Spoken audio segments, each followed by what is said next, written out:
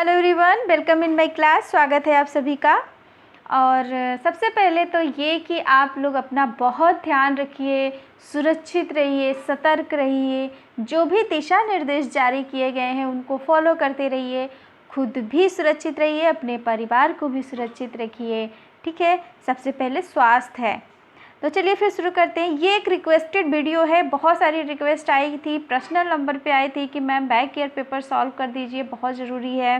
ठीक है, जानना है कि पेपर कैसे आते हैं। ठीक है, तो उसी को ध्यान में रखकर मैंने ये वीडियो आज बनाई है। तो वीडियो को पूरा देखिए और एक अभ्यास के लिए बहुत आवश्यक है कि बैक ईयर पेपर को ज़रूर सॉल्व किया जाना चाहिए। और मेरा अनुभव तो ये बताता है कि अगर आप बैक ईयर पेपर सॉल्व नहीं करते हैं किसी भी एग्ज़ाम का, तो आप 100% नहीं दे पाते हैं। ठीक है, तो सबसे पहले तो आप बैक ईयर पेपर सॉल्व करिए किसी भी एग्ज़ाम का, ताकि पता चले कि क्वेश्चन की प्रकृति कैसी है, कहाँ से पूछा जा रहा है। ठीक है, कौन कौन से क्वेश्चन जो हैं वो बार बार पूछे जा रहे हैं। तो इस तरह से हम क्या करते हैं कि जो हमारी तैयारी होती है वो बहुत अच्छी हो जाती है। तो चलिए फिर शुरू करते हैं। और ये पेपर है UGC NTA net sociology paper 2018 का जुलाई का पेपर है। ठीक है, तो चलिए देखते हैं कि फर्स्ट क्वेश्चन क्या है।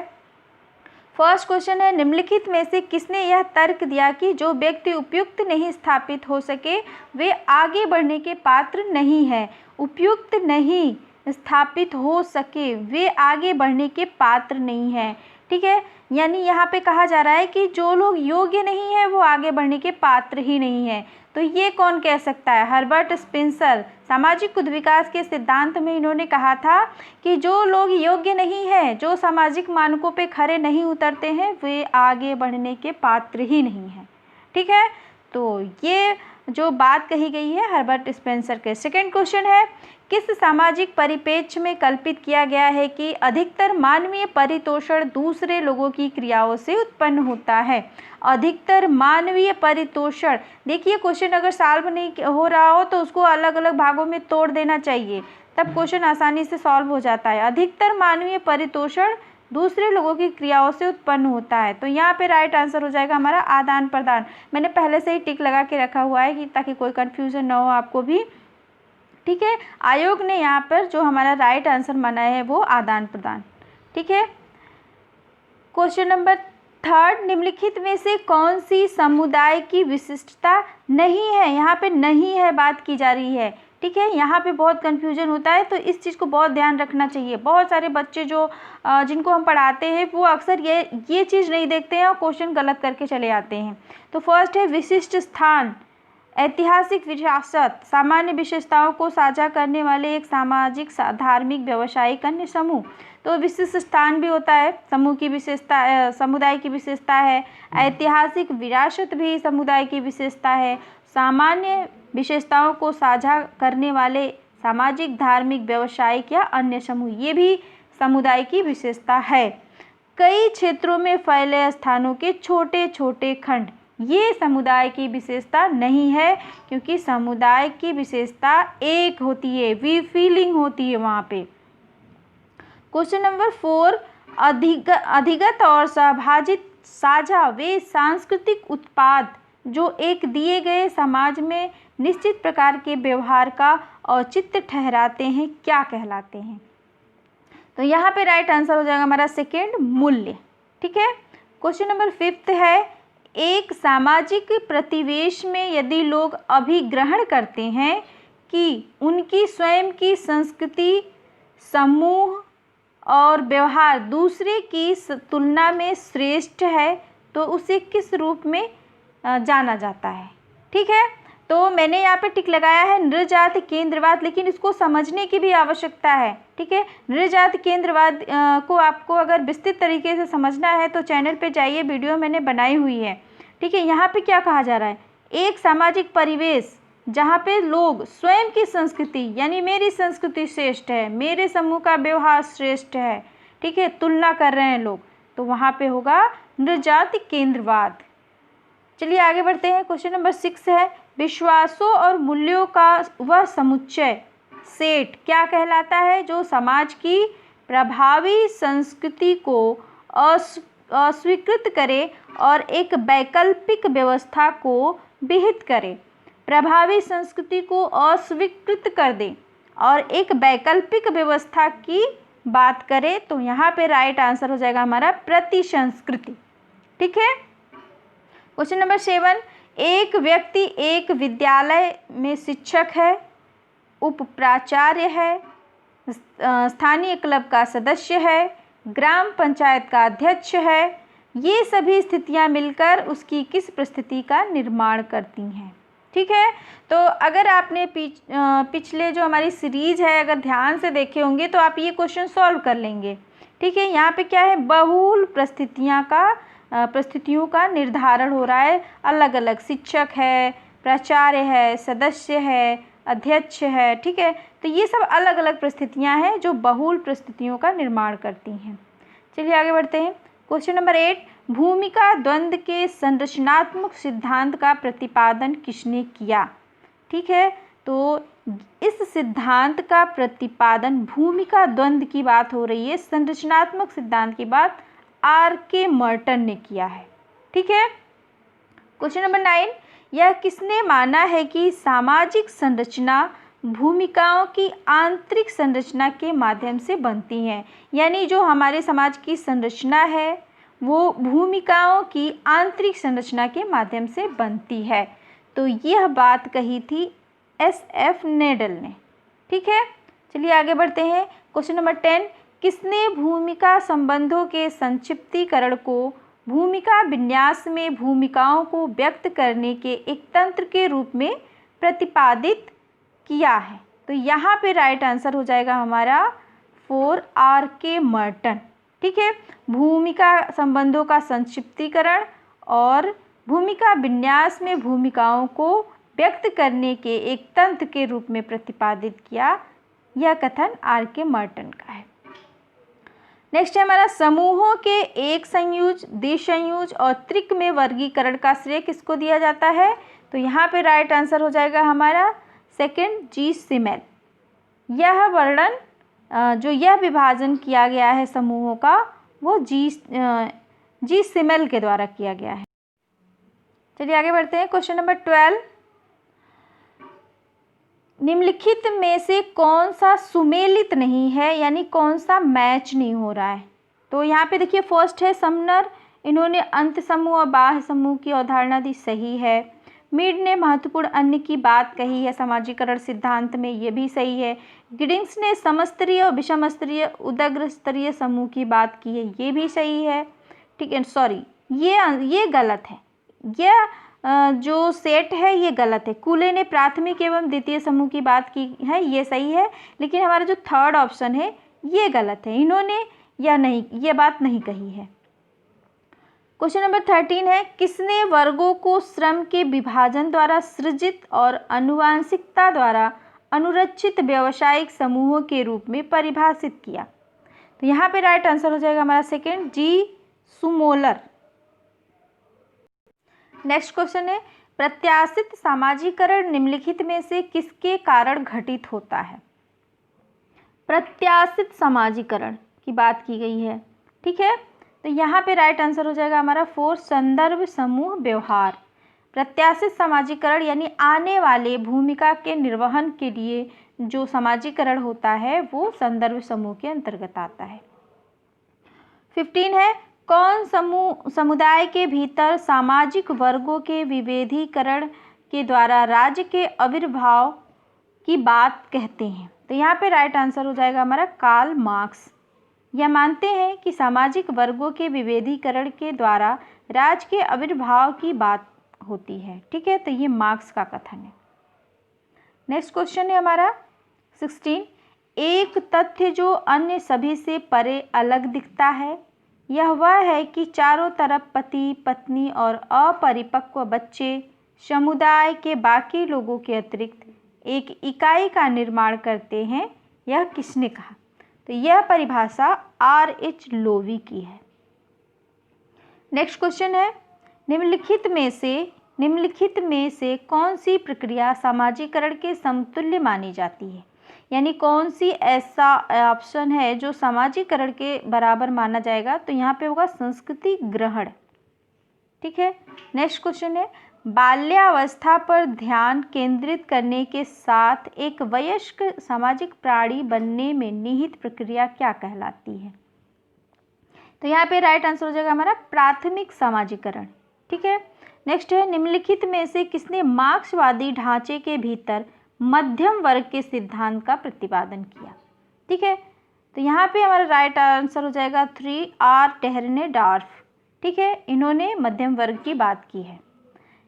यहाँ पे है क्वेश्चन 20, किसने सामाजिक गतिशीलता को 2 तरीकों सामाजिक आरोहण और सामाजिक अधोगमन में वर्गीकृत किया है?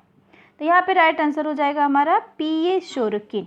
इन्होंने सामाजिक आरोहण और सामाजिक अधोगम की बात की। नेक्स्ट क्वेश्चन है, एक्स एक कार्यालय में लिपिक है, उनके पिता पुलिस अधीक्षक निरीक्षक हैं और दादा न्यायाधीश थे। यह किस प्रकार का परिवर्तन है?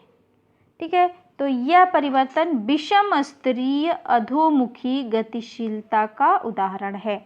यानी एक्स क्या है? लिपिक है। ठीक है, पिता क्या है? पुलिस निरीक्षक थे और दादा न्यायाधीश थे। तो ये न्यायाधीश सबसे ऊपर, फिर थोड़ा सा ये नीचे आ गए, पिता निरीक्षक हो गए और इन्होंने लिपिक का पद ज्वाइन किया। तो ये क्या हो गया? नीचे की तरफ आ रही है, ये परिवर्तन इनके परिवार में नीचे की तरफ आ रहा है। तो यह विषम स्तरीय अधोमुखी गतिशीलता के अंतर्गत आएगा। नेक्स्ट है हमारा 22, निम्नलिखित में से किसने स्तरीकरण के प्रकार्यात्मक एवं संघर्षात्मक सिद्धांत के साथ सामंजस्य स्थापित किया? तो यहाँ पे राइट आंसर हो जाएगा हमारा जी लेनेस्की। नेक्स्ट क्वेश्चन है, निम्नलिखित में से किसका यह मानना है कि सामाजिक परिवर्तन के दौर में इतिहास संस्कृति के 2 प्रकारों अनुभविक और संप्रत्यात्मक के बीच आगा पीछा करता है?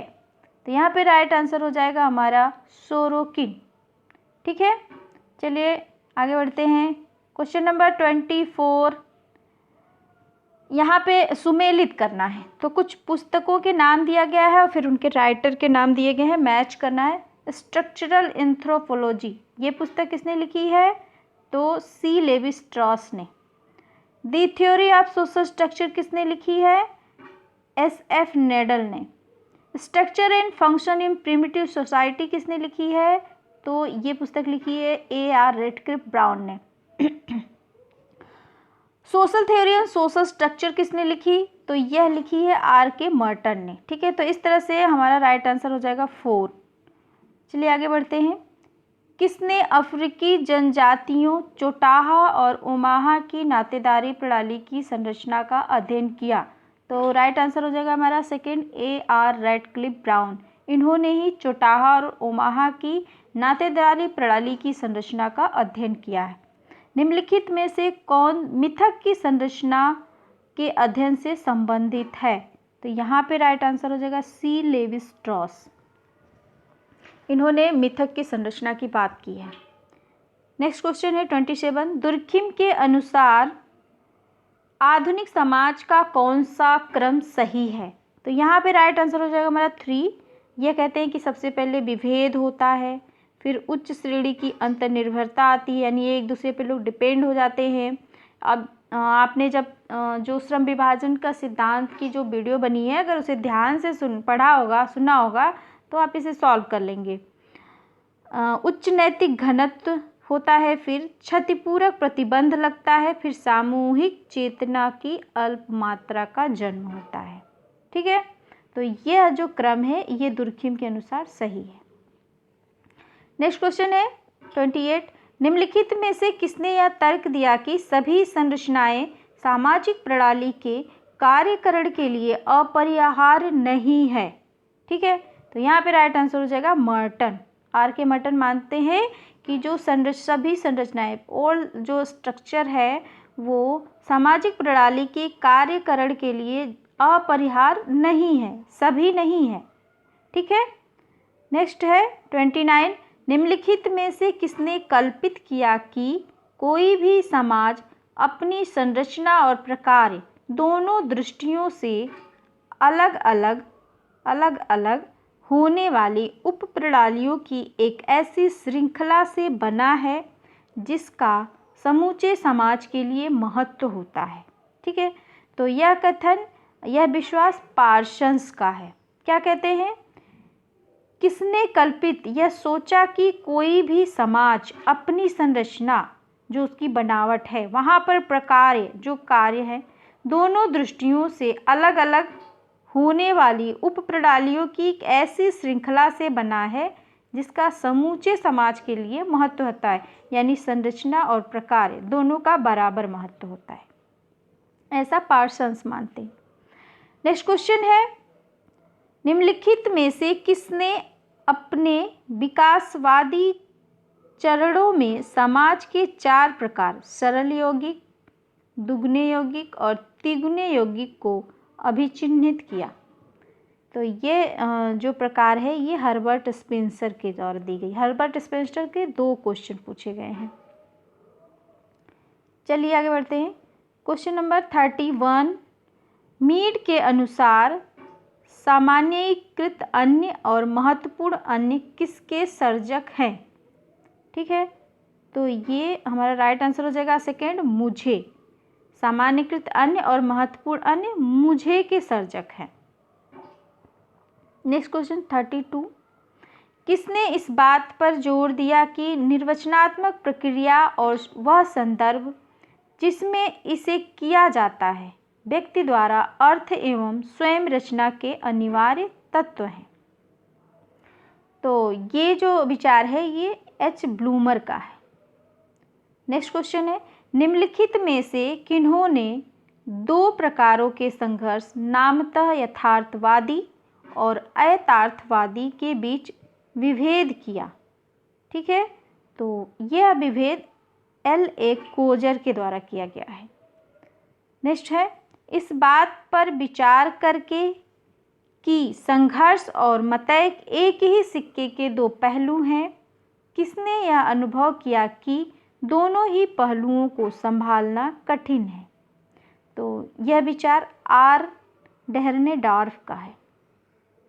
नेक्स्ट क्वेश्चन है 35, अनुक्रम चार्ट के अधोलिखित सोपानों का एक शोध परियोजना का संचालन करने में कौन सा क्रम सही व्यवस्थित है? ठीक है, तो यहाँ पे हमारा राइट आंसर हो जाएगा 3। सबसे पहले C, समस्या की पहचान की जाती है एवं संकल्पना निर्धारण किया जाता है। फिर साहित्य एवं अवधारणाओं की समीक्षा की जाती है। उसके बाद परिकल्पना का निरूपण किया जाता है और अंत में निष्कर्ष एवं सामान्यीकरण किया जाता है। तो इस तरीके से हमारा ऑप्शन 3 सही है। नेक्स्ट है, विज्ञानों के अनुक्रम के अनुसार निम्नलिखित में से कौन सा विषयों का सही अनुक्रम है? अगस्ट कॉम्टे से रिलेटेड क्वेश्चन है ये। ठीक है, अगस्ट कॉम्टे मानते हैं कि सबसे पहले गणित का जन्म हुआ, फिर भौतिक शास्त्र, फिर जीव विज्ञान, फिर समाजशास्त्र का जन्म हुआ। नेक्स्ट क्वेश्चन है 37, किसका यह मानना था कि समाज का अध्ययन मूल्य से मुक्त नहीं हो सकता? तो यह विचार वेबर का है। नेक्स्ट क्वेश्चन है, निम्नलिखित में से कौन सी एक पद्धति प्रायिकता निदर्शन के रूप में जानी जाती है? तो यहाँ पे राइट आंसर हो जाएगा हमारा फर्स्ट। दी गई सकलता के स्कंद वस्त्र संख्याओं द्वारा चयनित निदर्श। चलिए आगे बढ़ते हैं। क्वेश्चन नंबर 39, निम्नलिखित में से किस पद्धति में अत्यधिक सुपरिचितता के कारण प्रेक्षण की तीव्रता को गंवाने की आशंका है? तो यहाँ पे राइट आंसर हो जाएगा हमारा सहभागी प्रेक्षण विधि। किस पद्धति में अत्यधिक सुपरिचितता, जब आप बहुत ज़्यादा परिचित हो जाते हैं लोगों से के कारण प्रेक्षण की तीव्रता को गंवाने की आशंका, जब बहुत अच्छे से लोग आपको जान जाते हैं तो सही रिजल्ट नहीं देते हैं। 40 है हमारा, निम्नलिखित में से कौन सा परिप्रेक्ष्य बाहरी के रूप में प्रेक्षित संस्कृति के बारे में प्रश्न उठाने के लिए वस्तुपरकता बरकरार रखते हुए शोध को सुकर बनाता है? तो यहाँ पे राइट आंसर हो जाएगा हमारा फर्स्ट, व्यवहार परक परिप्रेक्ष्य। नेक्स्ट क्वेश्चन है, प्रभाववादी विकृति की संभावना कम करने के लिए अभिलेखों पर मात्रात्मक पद्धति में किस तकनीकी का उपयोग किया जाता है? तो यहाँ पे राइट आंसर हो जाएगा हमारा फर्स्ट, विषय वस्तु विश्लेषण। नेक्स्ट क्वेश्चन है हमारा 42, किसने जीवन वृत्त दृष्टिकोण का एक वैभिन्न, जिसे साहित्यिक लोक गाथा कहा जाता है, विकसित किया? तो यहाँ पे राइट आंसर हमारा हो जाएगा सेकेंड, डाल्वी स्टाहल के द्वारा। नेक्स्ट है हमारा, सामाजिक अन्वेषण के क्षेत्र में व्यक्तिक अध्ययन पद्धति का प्रचलन प्रारंभ करने का श्रेय किसको जाता है? तो राइट आंसर हो जाएगा हमारा 4, फ्रेडरिक लिपले। क्वेश्चन नंबर 44, सामाजिक अनुसंधान में वैधता निम्नलिखित में से किसका सूचक है? तो राइट आंसर हो जाएगा हमारा 3, फर्स्ट और सेकेंड, यहाँ पे दोनों सही है। फर्स्ट, जिस सीमा तक एक मापन सत्य होने की गुणवत्ता रखता है, ये भी सही है।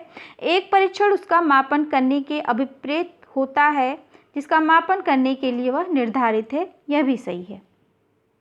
क्वेश्चन नंबर 44, जब वही परीक्षण दो भिन्न भिन्न अवसरों पर उन्हीं लोगों द्वारा पूरा किया जाता है तो उसे क्या कहा जाता है?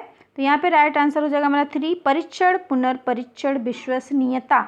यानी पहले परीक्षण होता है, दो लोगों के द्वारा बात की गई है, तो परीक्षण, फिर पुनः परीक्षण, फिर विश्वसनीयता। ठीक है, चलिए आगे बढ़ते हैं। क्वेश्चन नंबर 46, एक केंद्रीय प्रवृत्ति से विचलनों के वर्गों का योग क्या कहलाता है? तो यहाँ पे राइट आंसर हो जाएगा हमारा सेकेंड, प्रसरण, वेरिएंस। नेक्स्ट है, एक पंक्ति व्यू में एक मान इस तरह का है कि आधे मध्य ऊपर और आधी उसके नीचे है, इस मान को क्या कहा जाएगा? तो यहाँ पे राइट आंसर हो जाएगा हमारा 3, मध्यिका। यहाँ पे आधे मध्य ऊपर और आधी उसके नीचे, यानी बीच की बात की जा रही है, तो इस मान को क्या कहा जाएगा? मध्यिका। यहाँ पे कुछ वाक्यांश दिए गए हैं और उसे ही पढ़ के आंसर देना है। तो यहाँ पे है, देखिए, समकालीन समाजशास्त्र के प्रति मैक्स वेबर के सर्वाधिक ज्ञात योगदानों में से एक आदर्श प्रारूप पद्धति है, यानी इनका सिद्धांत है आदर्श प्रारूप। उनका मानना था कि यह समाजशास्त्रियों का उत्तरदायित्व है कि वे ऐसे अवधारणात्मक साधन विकसित करें जिसको बाद में इतिहासवेत्ताओं और समाजशास्त्रियों द्वारा उपयोग किया जा सके। ऐसे अवधारणात्मक साधन आदर्श प्रारूप था। एक आदर्श प्रारूप की विरचना एक या अधिक दृष्टिकोणों के एक पक्षीय आघातन के द्वारा और बड़ी संख्या में विस्तृत विविक्त कमोवेश उपस्थित और कभी कभी अनुपस्थित ठोस व्यक्तिक घटनाएं जो एक पक्षीय प्रबलित दृष्टिकोणों के अनुसार एक एकीकृत विश्लेषणात्मक रचना में व्यवस्थित किए गए हैं के संश्लेषण के द्वारा होती हैं। अपनी अवधारणात्मक शुद्धता में यह मानसिक रचना वास्तविकता में अनुभविक रूप से कहीं भी नहीं पाई जा सकती। यह अनिवार्यतः अनुभविक शोध करने में और सामाजिक जगत के विशिष्ट पहलू को समझने में सहायक एक मापक दंड है। ठीक है, तो उपरोक्त जो भी बात है आपकी समझ के आधार पर निम्नलिखित प्रश्नों के उत्तर दीजिए, यानी इसी में से हमें आंसर देना है। तो फर्स्ट है, वेबर के अनुसार निम्नलिखित में से किसमें आदर्श प्रारूप के पहलू अंतर्विष्ट नहीं है? ठीक है, तो यहाँ पे फर्स्ट है, मानसिक रचना एक पक्षी आघातन द्वारा विरचित दृष्टिकोण वास्तविकता में विद्यमान नहीं। यहाँ पे कहा गया है कि वेबर के अनुसार निम्नलिखित में से किसमें आदर्श प्रारूप के पहलू अंतर्विष्ट नहीं है, यानी जो भी ऑप्शन है किसमें आदर्श प्रारूप की बात नहीं कही गई है। तो यहाँ पे पर राइट आंसर हो जाएगा आपका मानसिक रचना एक पक्षीय आघातन द्वारा विरचित दृष्टिकोण वास्तविकता में अनुभव रूप में कहीं भी नहीं पाई जा सकती है। ठीक है, तो आप ध्यान से पढ़ेंगे इसको, तो ये बातें इसमें नहीं कही गई है। ठीक है, ये बातें इसमें बिल्कुल नहीं कही गई है। ठीक, चलिए आपको अगला क्वेश्चन है आपका, निम्नलिखित में से कौन सा आदर्श प्रारूप के निरूपण का प्रयोजन नहीं है? तो यहाँ पे राइट आंसर हो जाएगा हमारा 3, सामाजिक समस्याओं का समाधान करना। ठीक है, नेक्स्ट है हमारा, यदि समाज विज्ञानी वेबर की आदर्श प्रारूप पद्धति का उपयोग करते हैं तो उन्हें क्या लाभ होंगे? तो यहाँ पे हमारा राइट आंसर हो जाएगा सेकेंड, इसका प्रकार इसकी अपसारिताएं और सादृश्य कारणता स्थापित करने के लिए अनुभविक वास्तविकता के साथ तुलना करना है। ठीक है, तो ये लाभ होंगे। तो इस तरह से हमने 2018 के 50 क्वेश्चन सॉल्व किए हैं। हम पूरे नहीं सॉल्व कर सकते क्योंकि वीडियो बहुत बड़ी हो जाएगी, तो बाकी के क्वेश्चन नेक्स्ट वीडियो में सॉल्व करेंगे। सुरक्षित रहिए, अपना बहुत ख्याल रखिए। Thank you.